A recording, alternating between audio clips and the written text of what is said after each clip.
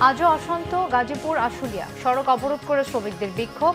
সরকারি হাসপাতালে নার্সদের কর্মবিরতিতে রোগীদের দুর্ভোগ। 15 বছরের দুঃখ দুর্দশা 15 দিনে ঘোচানো সম্ভব নয় বললেন প্রধান উপদেষ্টা। সময় চাইলেন আরও কিছুদিন। চট্টগ্রাম সিটি নির্বাচন অবৈধ, ডাক্তার শাহাদাতকে মেয়র ঘোষণা। গেজেট প্রকাশের নির্দেশ আদালতের। খুব ভালো বলা না গেলেও আইন শৃঙ্খলা সন্তোষজনক বললেন স্বরাষ্ট্র উপদেষ্টা। সুপার শপে পলিথিন নিষিদ্ধ আজ থেকে। সুনামগঞ্জের ধর্মপাশায় আশ্রয় প্রকল্পের ঘরে আগুন, একই পরিবারের 6 জনের করুণ মৃত্যু।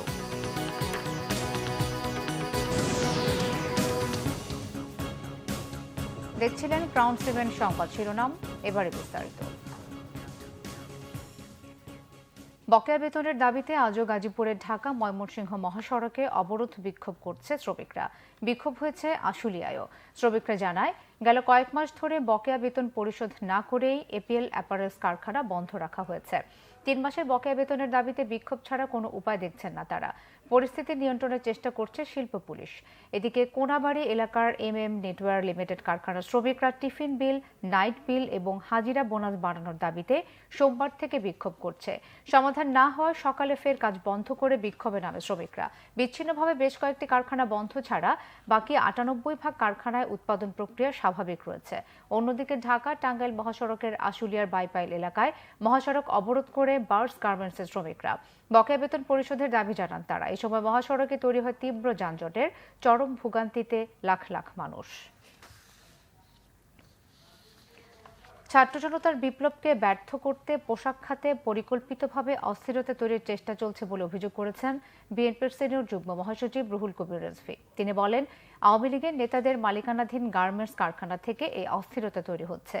নয়াপল্টনে ছাত্র জনতার আন্দোলনে হতাহতদের আমরা বিএনপি পরিবারের উদ্যোগে সহায়তা প্রদান অনুষ্ঠানে এসব কথা বলেন রিজভী। আরও বলেন, শেখ হাসিনা 15 বছর ক্ষমতায় থেকে বিএনপির নেতাকর্মীদের হত্যা নির্যাতনের পথ বেছে নিয়েছিলেন। এজন্য আইনশৃঙ্খলা বাহিনীকে ব্যবহার করা হয়। বিএনপির এই নেতা বলেন, ক্ষমতা ছাড়ার পর নিজের বন্দোবস্ত করার পরিকল্পনায় দুর্নীতির মাধ্যমে টাকা পাচার করেছেন শেখ হাসিনা। উপদেষ্টা পরিষদের ভয় কিসের, কারা নিয়ন্ত্রণ করছে, এমন প্রশ্ন তার প্রশাসনের সর্বত্র আওয়ামী লীগের লোকেরা অবস্থান করে চক্রান্ত করছে। এটা করে আর পার পাবে না, প্রভুরাও আওয়ামী লীগকে রক্ষা করতে পারবে না বলে মন্তব্য করেন রিজভী। পদায়ন বাস্তবায়নে এক দফা দাবিতে দেশের সব সরকারি হাসপাতালে নার্সরা কর্মবিরতি পালন করেছেন। এতে চরম ভোগান্তিতে পড়েছে রোগীরা। আজ সকাল 9টা থেকে বেলা 12টা পর্যন্ত 3 ঘন্টার কর্মবিরতি পালন করেন তারা। কাল বুধবারও সকাল 9টা থেকে দুপুর 2টা পর্যন্ত 5 ঘন্টার কর্মবিরতি পালনের ঘোষণাও দিয়েছে নার্সরা। এ সময় সরকারি মেডিকেল কলেজ হাসপাতাল, জেলা হাসপাতাল সহ সব স্বাস্থ্যসেবা প্রতিষ্ঠান ও নার্সিং শিক্ষা প্রতিষ্ঠানে রোগীদের কোনো সেবা দেবেন না তারা। একই সাথে প্রশাসনিক ও শিক্ষা সংক্রান্ত কাজও তারা করবেন না। তবে জরুরি ও মুমূর্ষু রোগীদের সেবা দেয়া হবে। তাদের দাবি, আমলা ও ক্যাডারদের বাদ দিয়ে নার্সদের মধ্য থেকে যোগ্য ও দক্ষতার ভিত্তিতে পদায়ন করতে হবে। দাবি বাস্তবায়ন না হলে আরও কঠোর কর্মসূচির ঘোষণা আসতে পারে বলেও তারা হুঁশিয়ারি দিয়েছে। আমাদের দাবি হচ্ছে, আমরা নার্সরা বর্তমানে উচ্চশিক্ষিত, অভিজ্ঞ। তো এই যে পরিচালক পদটা ইতিপূর্বে আমাদের নার্সই ছিল, কিন্তু বিগত 16 সাল থেকে আমাদের নার্সকে সরাইয়া আমলারা বসছেন। তো এইটা মনে হচ্ছে যে আমাদের ঘরবাড়ি আমাদেরকে থাকতে না দিয়া অন্যরা দখল করে নিছে। আমরা কি সেটা মানতে পারি? আমরা চাই যে আজকের মধ্যে হলে আমাদের দাবি মেনে নেওয়ার জন্য আগামীকাল 5 ঘন্টায় আমাদের দিতে না হয়। যদি আগামীকালও মেনে না হয়, সেই ক্ষেত্রে আমরা অনির্দিষ্টকালের জন্য কর্মবিরতি দিব। আসলে আপনি যদি যখন আপনার পায়ের নিচে মাটি না থাকে বা আপনার নাক পানির নিচে ডুবে যায়, সেই ক্ষেত্রে আপনি আগে বাঁচার চেষ্টা করবেন। তো আমাদের এখন বাঁচা মরার লড়াই হয়ে গেছে, আমাদের দেয়ালে পিঠ থেকে গেছে। সেই ক্ষেত্রে আমাদের আর কোনো অল্টারনেট অপশন আমরা না থাকায় আমরা কর্মবিরতিতে যেতে বাধ্য হয়েছি। আমরা দুঃখিত যে আমরা রোগীদেরকে সাফার করাচ্ছি।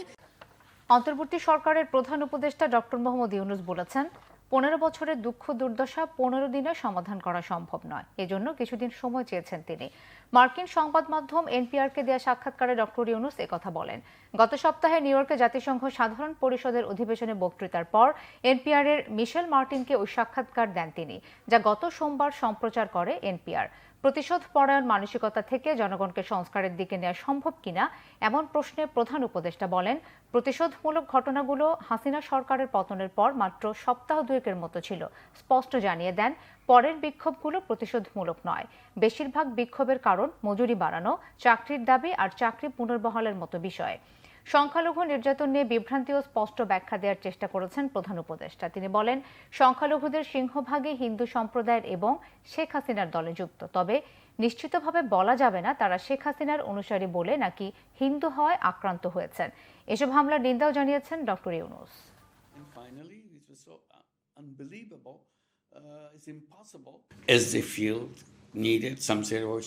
কেউ কেউ বলছেন যত দ্রুত সম্ভব সংস্কার করার জন্য, না হলে যত দেরি করবেন তত অজনপ্রিয় হয়ে পড়বেন, সবকিছু তালগোল পাকিয়ে যাবে।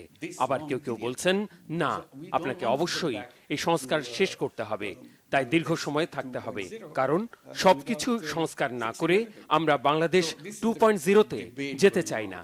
তাই এই বিতর্ক চলছে। আমরা পুরানো অবস্থায় ফিরে যেতে চাই না। তাহলে এত প্রাণ দেওয়ার মানে কি দাঁড়ালো? এর কোনো মানে হয় না। We don't want to go back to the old style. Then what is the meaning of giving all these lives? অন্তর্বর্তীকালীন সরকারের প্রধান উপদেষ্টা অধ্যাপক মোহাম্মদ ইউনূস বলেছেন, এই সরকারের প্রধান লক্ষ্য হচ্ছে সংস্কার করা, নির্বাচন দেয়া এবং নির্বাচিত সরকারের হাতে ক্ষমতা হস্তান্তর করা। সরকারের মেয়াদ নিয়ে এখনো কোনো সিদ্ধান্ত হয়নি বলেও ভয়েস অফ আমেরিকাকে দেয়া এক সাক্ষাৎকারে তিনি জানান। এছাড়া ভারতের সাথে সম্পর্ক, রোহিঙ্গা ইস্যুতেও সরকারের অবস্থান স্পষ্ট করেন ডক্টর ইউনূস। সরকার কখন মেয়াদ ঠিক করবে সেটা সরকারকে বলতে হবে। সরকার না বলা পর্যন্ত তো সেটা সরকারের মেয়াদ হচ্ছে না। মানে সরকার বলতে তো আমাদেরই বলতে হবে, আমাদেরকে বলতে হবে। আমাদের মুখ থেকে যখন শুনবেন তখন সেটাই হবে তারিখ। তাহলে উপদেষ্টা পরিষদ এখনো এই ব্যাপারে কোনো সিদ্ধান্ত নেই। আমরা আলোচনা করেছি কিন্তু সিদ্ধান্ত নেয়নি। যে বললাম, আমাদের নতুন করে সব গড়তে হবে, সবকিছু ধ্বংস করে দিয়ে গেছে আগের সরকার। কাজে সেই ধ্বংসস্তূপ থেকে এখন আমাদের নতুন পুনর্জাগরণ করতে হবে। তো সেটার জন্য প্রত্যেক ক্ষেত্রেই আমরা কমিশন গঠন করে যাচ্ছি। এটা 6টা কমিশন করেছি, আরও নতুন কমিশন আসছে। তার মধ্যে একটা কমিশন হল সংবিধান। সংবিধান সংশোধনের বিষয়ে সারা দেশে একমত। মূল লক্ষ্য হলো সংস্কার করা, একটা নির্বাচন দেওয়া, নির্বাচিত প্রতিনিধিদের হাতে ক্ষমতা হস্তান্তর করা। এই জন্য আমাদের মূল। আমরা তাদের কাছে পরিষ্কার করে বলে দিচ্ছি যে আমরা চাই, সুসম্পর্ক চাই, কারণ এটা ভারতেরও দরকার, আমাদেরও দরকার। আমরা দুই প্রতিবেশী, আমাদের দুজনেরই, দুই দেশেরই স্বার্থ হলো যে অত্যন্ত ঘনিষ্ঠ সম্পর্ক, মধুর সম্পর্ক গড়ে তোলা। মাঝে মাঝে কতগুলো প্রশ্ন এসে যায় যেখানে সম্পর্কে একটু চিড় ধরে, যেমন সীমান্তে গুলি করলো, বাচ্চা মেয়ে মারা গেল, বাচ্চা ছেলে মারা গেল, এগুলো মনে কষ্ট দেয়। সারা দেশের আইন শৃঙ্খলা পরিস্থিতি খুব ভালো না হলেও সন্তোষজনক বলেছেন স্বরাষ্ট্র উপদেষ্টা অবসরপ্রাপ্ত লেফটেন্যান্ট জেনারেল জাহাঙ্গীর আলম চৌধুরী। সচিবালয়ে তিনি কথা বলেন। স্বরাষ্ট্র উপদেষ্টা বলেন, আসন্ন দুর্গাপূজা অতীতের যে কোনো সময়ের চেয়ে নির্বিঘ্ন হবে, এজন্য যা যা প্রয়োজন সবই করা হবে। জানান, পার্বত্য চট্টগ্রামের পরিস্থিতির উন্নতি হচ্ছে। মাদকের অপব্যবহার ও মাদক চোরাচালান রোধে সরকার কঠোর হবে। বলেন, নতুন পুলিশ নিয়োগ হচ্ছে 2-1 দিনের মধ্যে। আনসারও নিয়োগ হবে। যারা কাজে যোগ দেয়নি তারা আর পুলিশ না, ক্রিমিনাল বলেও মন্তব্য করেন স্বরাষ্ট্র উপদেষ্টা। এদিকে শ্রম কর্মসংস্থান উপদেষ্টা আসিফ মাহমুদ সজীব ভুইয়া বলেছেন, শিল্পাঞ্চলে আইন শৃঙ্খলা বাহিনী ধৈর্যের সাথে কাজ করছিল, কিন্তু গুজবের ফলে সোমবার অনাকাঙ্ক্ষিত ঘটনা ঘটে। যেসব মালিক বেতন না দিয়ে শ্রমিক অসন্তোষ সৃষ্টি করেছে তাদের খুঁজে বের করে আইনের আওতায় আনা হবে বলেও হুঁশিয়ার করে দেন আসিফ মাহমুদ। আইন শৃঙ্খলা পরিস্থিতি আপনারা জানেন, আইন শৃঙ্খলা উন্নতি হওয়ার আরো অনেক রয়ে গেছে। যেহেতু আমাদের আইন শৃঙ্খলা পরিস্থিতিতে খুব ভালো আমি বলবো না, বাট স্যাটিসফ্যাক্টরি আমি বলবো। বাট এইটারে কিভাবে ভালো করা যায় এই জন্য এখানে আলোচনা করা হয়েছে, এবং আমি আশা করব আইন শৃঙ্খলা পরিস্থিতি যতই দিন যাবে আস্তে আস্তে উন্নতির দিকে যাবে। গুলিটা এসেছিল শ্রমিকদের ভেতরে অনুপ্রবেশ করা কারো পক্ষ থেকে, এবং ইতিমধ্যেই তাদেরকে শনাক্ত করা হয়েছে এবং তাদেরকেও আইনের আওতায় আনার ব্যবস্থা নেওয়া হচ্ছে। তার ফলে কিন্তু এই পরিস্থিতিটা তৈরি হয়েছে। আপনারা দেখেছেন দীর্ঘদিন ধরে শ্রম এলাকায় অসন্তোষ আছে, সেগুলোকে আমরা অ্যাড্রেস করার চেষ্টা করছি। এর আগে আমরা তাদের যে মূল 18টা দাবি সেগুলো মেনে নেওয়া হয়েছে। ইভেন আমরা অনেকগুলো ক্ষেত্রে বাস্তবায়নের দিকেও চলে গেছি। টিসিবির সাথে আলোচনার ভিত্তিতে রেশন দেওয়া শুরু হয়ে যাচ্ছে। কিন্তু এই যে একটা গুজব ছড়িয়ে যে শ্রমিকরা এসেছেন তারা তো একটা গুজবের ভিত্তিতে আসলে এসেছেন। আজ থেকে সুপার শপে পলিথিন ব্যবহার নিষিদ্ধ। এর বদলে পাটের ব্যাগ ও বস্তার ব্যবহার নিশ্চিত করা হবে। আর আগামী মাস থেকে সুপার শপের পাশাপাশি কাঁচা বাজারেও পলিথিন ব্যবহার বন্ধ করা হবে। সুপার শপে পলিথিনের পরিবর্তে পাটের ব্যাগের ব্যবহার কার্যক্রম উদ্বোধন করে এসব কথা বলেন বস্ত্র ও পাট উপদেষ্টা অবসরপ্রাপ্ত brigadier general M Sakhawat Hossain. সকালে রাজধানীর গুলশানের একটি সুপার শপে এই কার্যক্রমের উদ্বোধন করে তিনি বলেন, শহরে জলাবদ্ধতার একটি বড় কারণ প্লাস্টিকের ব্যাগ। শুধু সুপার শপই নয়, পর্যায়ক্রমে সব জায়গায় পাটের ব্যাগের ব্যবহার হবে। কাঁচা পাট রপ্তানি করতে গিয়ে ক্ষতির মুখে পড়ছে বাংলাদেশ। এজন্য পাটের ব্যাগের ব্যবহার বাড়ালে প্রান্তিক কৃষক লাভবান হবে বলে উল্লেখ করেন উপদেষ্টা। তিনি জানান, 20-30 টাকা দিয়ে রিইউজেবল পাটের ব্যাগ পাওয়া যাচ্ছে। এখন পর্যন্ত পাটের ব্যাগের বহুল ব্যবহার ও গ্রহণযোগ্যতা বাড়াতে ক্রেতাদের কাছে জনপ্রিয় করে তোলায় বড় চ্যালেঞ্জ বলে মনে করেন শাখাওয়াত হোসেন। প্লাস্টিক ব্যাগগুলো বর্জনের একটা আন্দোলন শুরু হয়েছে। এটা ঢাকা থেকে শুরু করেছে, অন্য জায়গাও চলে যাবে। এবং 1 নভেম্বর থেকে আমাদের যে আইনটি আছে 2010, সেই আইনটির আওতায় সমস্ত জায়গায় আমরা পাটের ব্যাগ এবং পাটের বস্তা এটা যাতে ব্যবহার হয় সেটা ইনশাল্লাহ আমরা নিশ্চিত করব।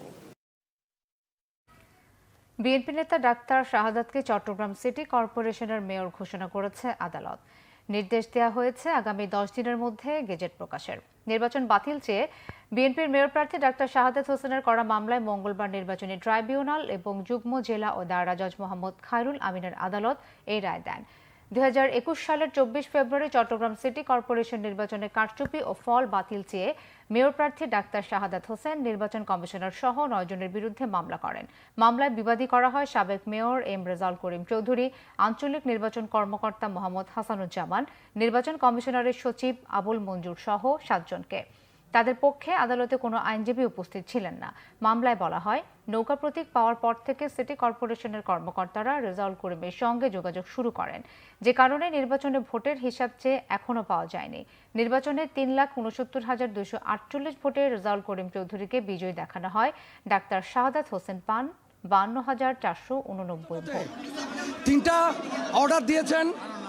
একটা হচ্ছে অবৈধ সরকারের আমলে নির্বাচিত ডিক্লারেশনকৃত যে গ্যাজেট সেটাকে বাতিল ঘোষণা করেছে। ডক্টর শাহাদাত সাহেবকে বৈধ ঘোষণা করেছে নির্বাচনে, এবং 10 দিনের মধ্যে ওনাকে দায়িত্ব বুঝে দেওয়ার জন্য ডিরেকশন দিয়েছে।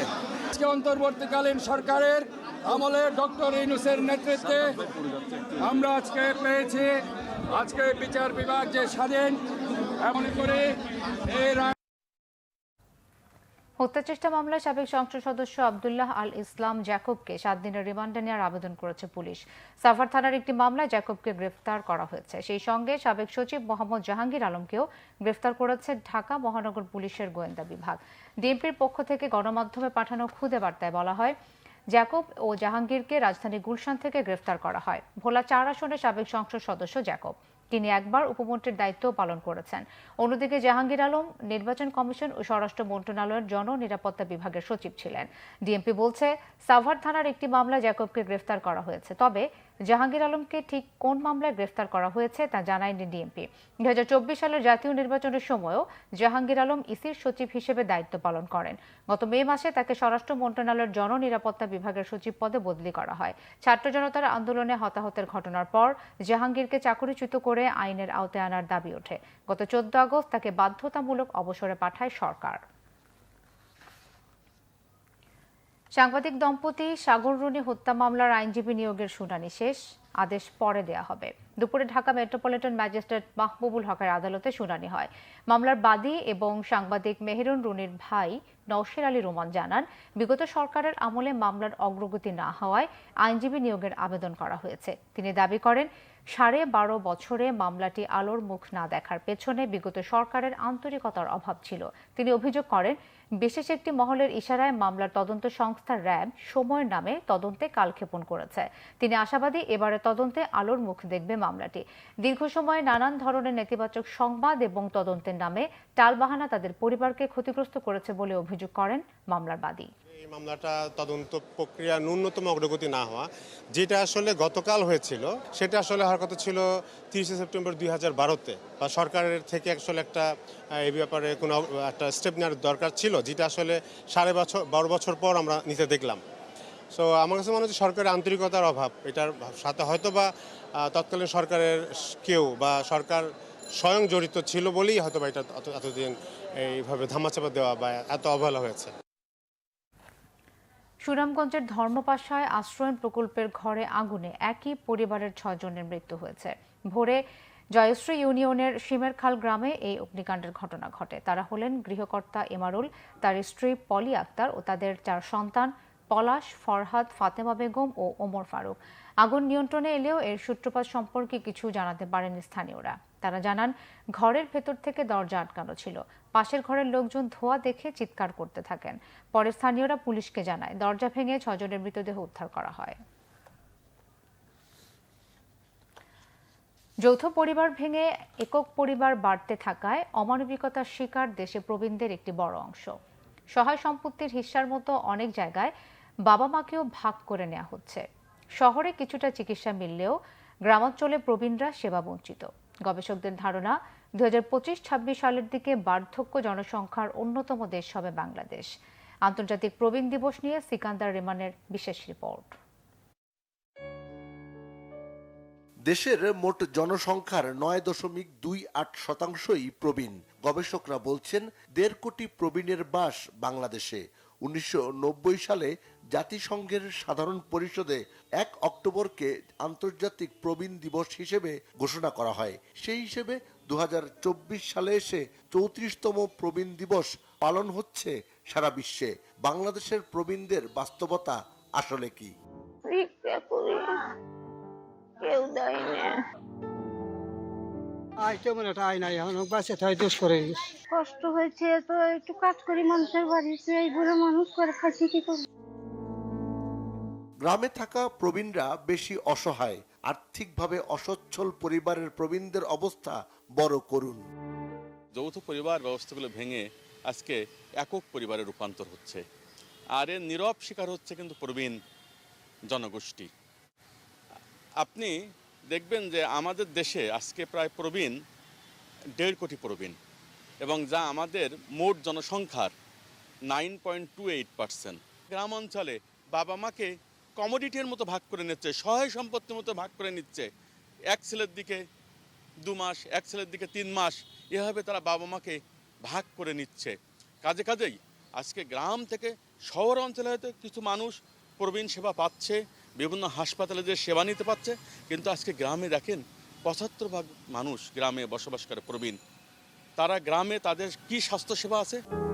বয়স্ক ভাতা নিয়ে অনেক ক্ষেত্রেই অনিশ্চয়তা, দুর্ভোগ, কষ্ট, ভোগান্তি প্রবীণদের নিত্যসঙ্গী।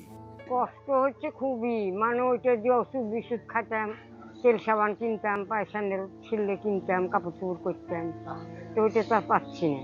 কষ্ট করেই চলছি, আশা করে আছি আবার পালে পারে তখন অসুখ বিসুখ দেখাতে হবে।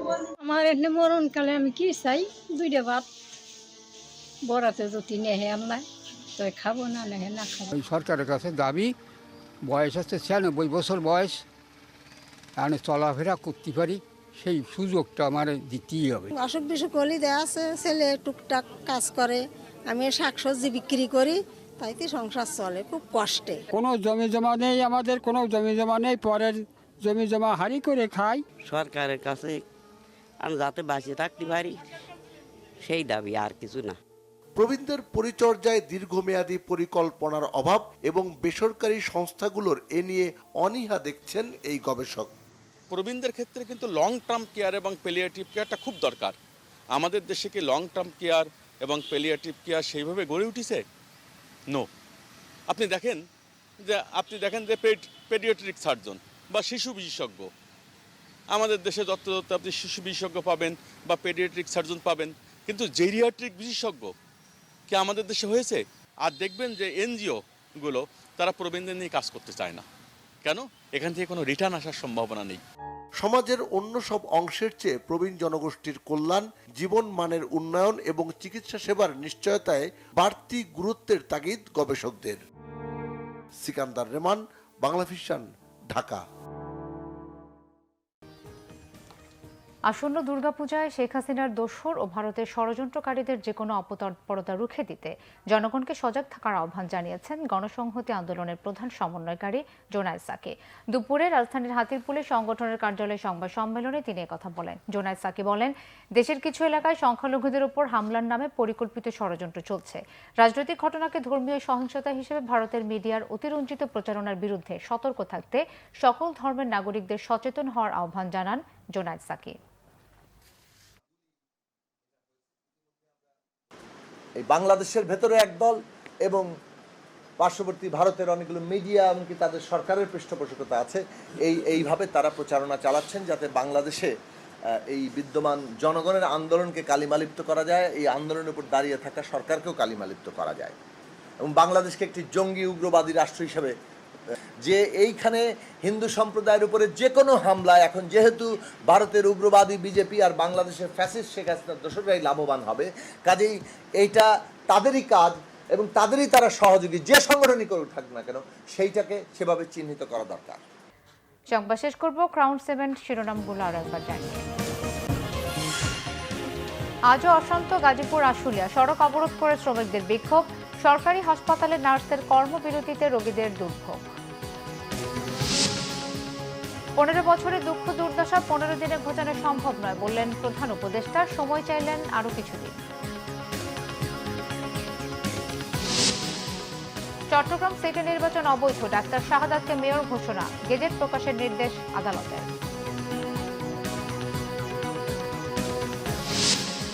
খুব ভালো বলা না গেলেও আইন শৃঙ্খলা সন্তোষজনক বললেন স্বরাষ্ট্র উপদেষ্টা, সুপার শপে পলিথিন নিষিদ্ধ আজ থেকে।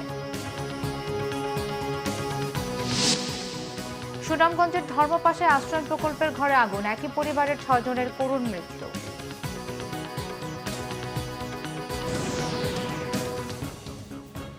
এই ছিল এখনকার মতো, পরের সংবাদ বিকেল 4টায়, এর আগে 3টায় রয়েছে নিউজ টপ 10 দেখার আমন্ত্রণ রইল।